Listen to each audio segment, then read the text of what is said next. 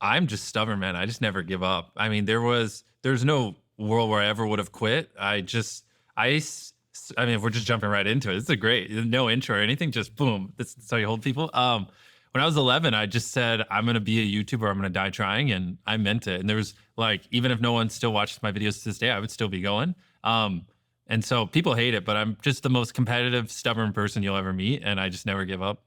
And where did that come from? I have no idea, to be honest. Honestly, it feels like it was just in my DNA and my bloodstream.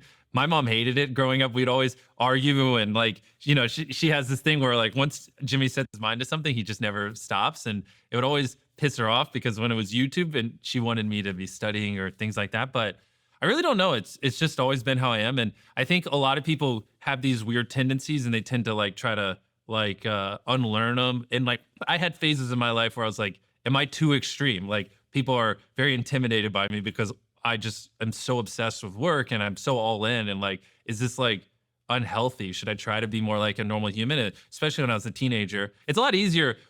It's funny when you're making lots of money, it's like admirable, it's respectable. It's like, look, those are traits we want. But when you're not successful, you're a lunatic when you have all these traits. And so back then, I'd occasionally be like, man, like, should I try to be more normal? But I just could never do it. Anytime I tried to, I mean, I've mentioned this before, but one of the like things that like I have a memory of that like really is burned in my brain is like people one time like a high schooler told me when I was in middle school, like all you do is talk about YouTube. Like, do you like know how to do anything else? Like you're just like a freak.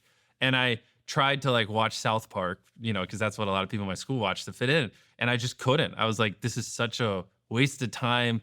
I don't like I could be working right now. And I tried to do all these things to like fit in. And I eventually just like stopped talking because I just didn't relate to anyone. And um people used to call me mute. Like one of my teachers literally asked like if I was mute.